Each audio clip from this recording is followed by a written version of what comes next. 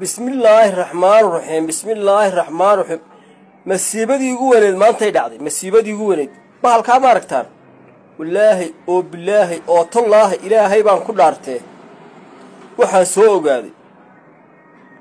wixii aan lahaa xasaasiyad baa laga qaadaa sanboor baa laga qaadaa been bay noqotay baalka ma aragtaan maraq digaag leeyna show marka la ascaarood ama gaalkacay ama garoowiye boosaasyo dhulka la joogo ilaahay aan ku dhaartay dad bay la soo hadlay aan qaraabano halka yeela waxay awrtu markay qooqdo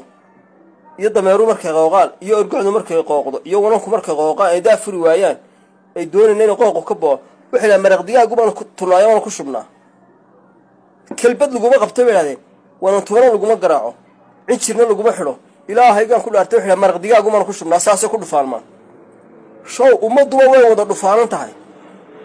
dhalinyarada la leeyahay heblaayo waxa ma dhasho hebelna waxa ma dhalo caruurtu waxa dhali